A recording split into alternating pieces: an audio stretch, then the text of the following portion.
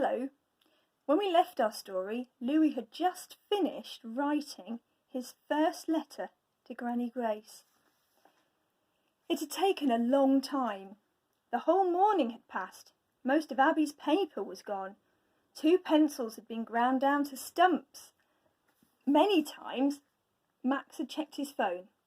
After the last he caught Abby's eye and nodded and held it up so that she could read the message on the screen.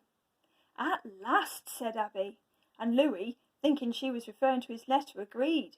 At last. The blue and purple flower was limp. Louis's fingers were exhausted. He flapped them to uncramp them.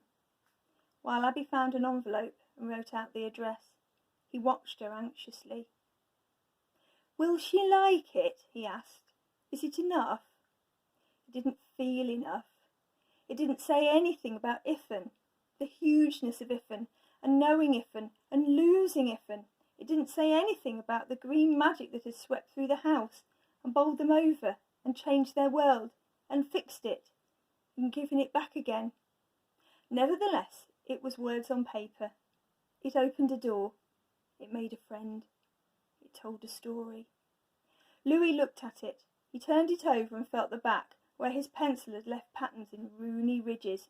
He looked at the front again, and it was even better than he remembered. He sniffed it, and thought he found the faintest trace of Iffin, whom one day he would find again, when he discovered where to look. "Where did it all come from?" he asked Abby, and she knew at once what he meant.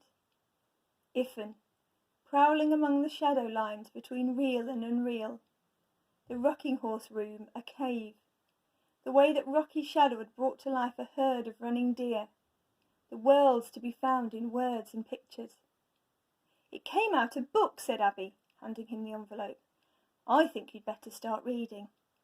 And you should put in an ivy leaf." The end. But there's just a couple of things I want to share with you. This is the author's note.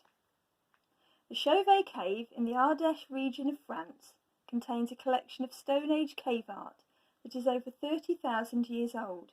It is, and I think always has been, close to the public, in order to protect it from deterioration, as happened with the cave art in Le Sceau, but there are books about it and a French documentary film.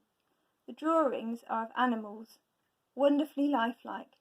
There are bison, antelope, bears, horses, hyena, panthers, mammoths, birds, reindeer, lions, and one spotted cat. And that's the end of our story. After all those parts, how do you feel?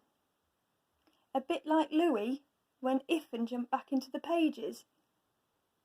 I know I do. What else have you been reading?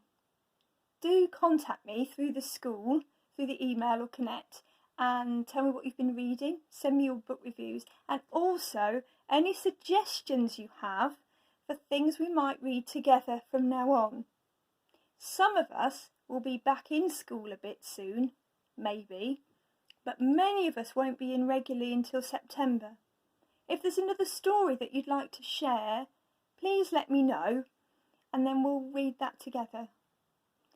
But for now, thank you very much for listening and sharing the story with me, sharing the magic with me, and do your best to stay safe and keep others safe, won't you?